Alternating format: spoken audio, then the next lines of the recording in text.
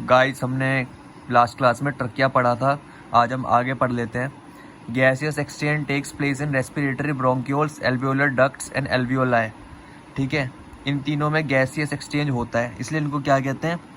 Respiratory part of respiratory tract. ठीक है, exchange या रेस्पिरेटरी पार्ट कहते हैं। Airways from nasal chamber to terminal bronchioles constitute the conducting path of respiratory tract.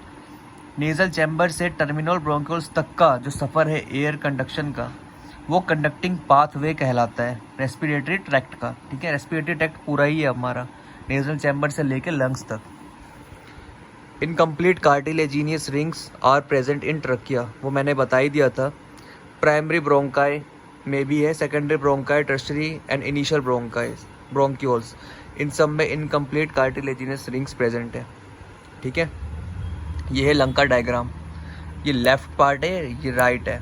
ठीक है, right lung, left lung. Patient का right हमारा left होता है, तो इस हिसाब से हमारा जो राइट है वो पेशेंट का लेफ्ट हुआ। तो लेफ्ट 2 पार्ट में बटा हुआ है, राइट 3 पार्ट में बटा हुआ है। ठीक है, right lung is larger in size than left lung. Right lung left lung से हमेशा साइज में बड़ा ही होता है। Right lung is divisible into 3 lobes और white left is divisible into 2 lobes. Diagram में दिख ही रहा है आपको। ठीक है, lungs are enclosed within twin layered covering called pleura. जो लंग्स है ना, वो कवर होता है ट्विन लेयर कवरिंग, 2 लेयर की कवरिंग बनी हुई है, लंग्स को कवर किए हुए हैं, उनको कहते हैं pleura. The outer is called parietal while inner is called visceral. ठीक है, outer parietal pleura, inner visceral pleura. Inflammation of pleura is pleurisy. ठीक है, उसके नाम से ही है ल्यूरिसी। अगर उसमें इन्फ्लेमेशन होता है तो उसको ल्यूरिसी कहते हैं। If air enters pleural cavity then it is called pneumothorax. Pneumothorax आपने सुना भी होगा, ये चीज़, ये जो एलिमेंट है कभी ना कभी आपने सुना ही होगा। जब एयर एंटर कर जाता है pleural cavity, see pleural cavity is a covering, air can't be entering into this only. अगर एयर एंटर कर रहा है तो वो एक एबनॉर्मल कंडीशन हो गई, वो कोई नॉर्मल कंडीशन नहीं हुई, इसलिए उसको कहते हैं न्यूमोथोरैक्स। और जब accumulation of fluid in pleural cavity हो जाए, ल्यूरल कैविटी जो है उसमें अगर फ्लूइड जमा हो जाए, तब ल्यूरल एफ्यूज़न होता है। जो ये ल्यूरल एफ्यूज़न है ना, इसका फिर कॉलेजों में अलग से क्वेश्चन आता है। मेडिकल साइंस में या डेंटल में, किसी भी कॉलेज में अगर आप पढ़ते हैं तो अलग से ल्यूरल एफ्यूज़न के ऊपर क्वेश्चन आता है, पूरा एक अलग टॉपिक है। पर आपको बस इतना याद रखना है कि जो एक्यूमुलेशन ऑफ फ्लूइड है ल्यूरल कैविटी में, अगर फ्लूइड आने लग जाता है तो उसको ल्यूरल एफ्यूज़न कहते हैं। ठीक है, फिर है मसल्स ऑफ ब्रीदिंग। ब्रीदिंग के कौन कौन से मसल्स हैं? मसल्स एक्सपैंड करे या कॉन्ट्रैक्ट करे, वो जब फंक्शन करे उस हिसाब से ब्रीदिंग हो रही है। Inspiratory muscle, diaphragm is the chief inspiratory muscle. जो डायफ्राम है वो सबसे खास मसल है। ठीक है, it is lined with phrenic muscle. उसकी लाइनिंग किस चीज़ से? फ्रेनिक मसल से। In resting state it is dome shaped. जब वो रेस्टिंग स्टेट पे, यानी कि जब वो एक्टिविटी नहीं कर रहा है, तब वो डोम शेप्ड का है। डोम यानी कुछ ऐसा, गुम्बद जिसको बोलते हैं।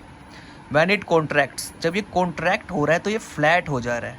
ठीक है, ये कॉन्ट्रैक्ट हो जा रहा है तो ये फ्लैट हो जा रहा है। As a result the intra pulmonary pressure decreases and air is sucked in.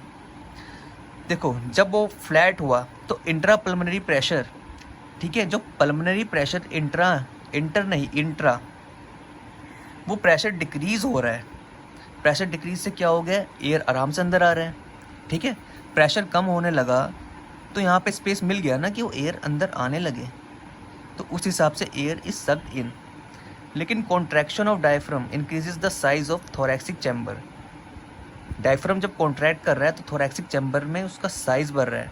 In anterior posterior axis, anterior to posterior, समझे आप ये चीज़? ठीक है, जैसे मैं बताऊँ कि ये पेन है, ठीक है, ये हो गया इसका एंटीरियर पार्ट, और जहाँ से इसका स्विच है वो हो गया पोस्टीरियर पार्ट, एंटीरियर पोस्टीरियर। इस हिसाब से एंटीरियो पोस्टीरियर एक्सिस में उसका साइज बढ़ रहा है। कब? जब डायफ्राम कॉन्ट्रैक्ट कर रहा है। External intercostal muscles are used in during forceful inspiration. जब हम फोर्सफुल इंस्पिरेशन करें, इंस्पिरेशन मतलब अंदर ले रहे हैं सांस, तब कौन सा मसल काम आ रहा है? External intercostal. ठीक है, ये बात आपको याद रखनी है, ये नाम।